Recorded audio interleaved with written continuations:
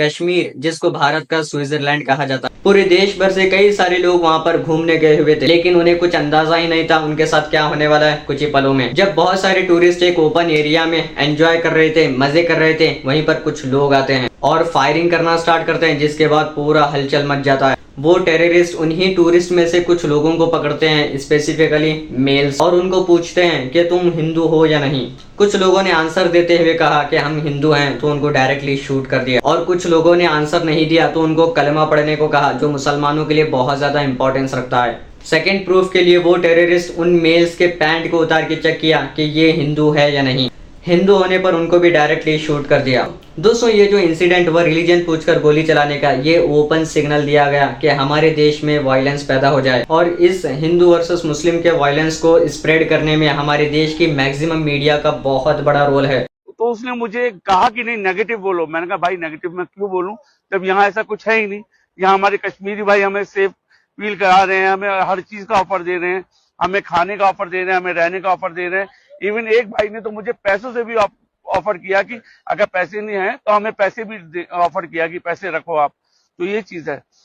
और जो भी ये गंदगी दिखा रहा है, ये जो भी गोदी मीडिया दिखा रहा है, जो भी आर भारत या न्यूज 18 या जो भी है वो लोग होता है। आर भारत को मैंने बाइट देने की कोशिश की तो उसने मुझे कहा कि नहीं नेगेटिव बोलो। मैंने कहा भाई नेगेटिव मैं क्यों बोलूं जब यहाँ ऐसा कुछ है ही नहीं। वही मीडिया को हमारे देश के करोड़ों लोग देखते हैं, जिनके बाद वो सारी चीजें दिल और दिमाग में उतर जाती हैं, जिसके बाद लोग अपने अपने ओपिनियन देने लगे कि इस्लाम ऐसा ही है, इस्लाम ऐसा ही सिखाता है। तो ये जो कश्मीर में इंसिडेंट हुआ या इंसिडेंट होते रहते हैं, तो यहाँ पर एक हाईलाइटेड चीज होती है हिंदू वर्सेस मुस्लिम। लेकिन दोस्तों, मैं कॉन्फिडेंटली कह सकता हूँ कि 90% लोगों को ये अंदाजा भी नहीं होगा कि हमारे इसी देश के इसी स्टेट मणिपुर में क्या क्या चीजें चल रही हैं। यही मणिपुर पिछले 2 साल से जल रहा है, लेकिन कोई कुछ कहने के लिए तैयार नहीं है। मणिपुर के वायलेंस में कुछ ऐसी भी चीजें हुई जिसको सुनने के बाद आपके रोंगटे खड़े हो जाएंगे। उसी मणिपुर के फीमेल्स को बिना कपड़ों के परेड करवाया गया ओपन सोसाइटी में, जिसको बहुत ज्यादा हाईलाइट किया जाना चाहिए था, लेकिन हाईलाइट हुआ ही नहीं।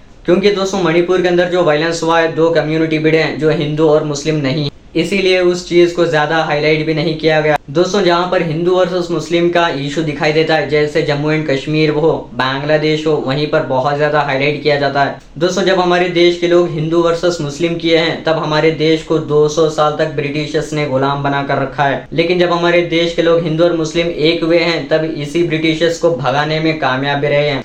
लेकिन दोस्तों, आज़ादी के इतने साल बाद फिर से हिंदू वर्सेस मुस्लिम की आग बहुत ज्यादा तेजी से फैल रही है। दोस्तों, हमारे देश के बहुत सारे लोग गुस्से में हैं, और होना भी चाहिए कि रिलीजन पूछकर मारा गया है। लेकिन दोस्तों, इसी पहलगाम अटैक में जो टेररिस्ट रिलीजन पूछ के मार रहे थे, उन्हीं के सामने एक ऐसा भी पर्सन आया था। उस पर्सन का नाम यहाँ पर मैं मेंशन करना बहुत इंपॉर्टेंट समझता हूँ, सैयद आदिल। वो पर्सन अपने घोड़े से डेली कमाता था और घर चलाता था। वही सैयद आदिल ने उस टेररिस्ट के राइफल को पकड़ा और कहने लगा कि ये हमारे मेहमान है, इन्हें कुछ भी नहीं होना चाहिए। उस टेररिस्ट ने उस सैयद आदिल के नेक में गोली मारकर जान ली। दोस्तों, जो बाकी बचे टूरिस्ट थे, वहीं के लोकल मुस्लिम्स ने उनको सेफ्टी प्रोवाइड किया। वो टूरिस्ट का खाना पीना और वो सेफ रहने की जिम्मेदारी ली, जिस चीज को हमारे देश की मैक्सिमम मीडिया कवर ही नहीं कर रही है। दोस्तों, जिस एम को लेकर टेररिस्ट ने ये अटैक किया है कि हमारे देश में हिंदू वर्सेस मुस्लिम हो जाए, तो हमारे देश में हो भी रहा है। दोस्तों, जिस इंसिडेंट में जो टूरिस्ट इन्वॉल्व थे, वो खुद कह रहे हैं अपनी जबान से कि हमें बहुत ज्यादा सेफ्टी प्रोवाइड की है वहीं के लोकल मुस्लिम्स ने।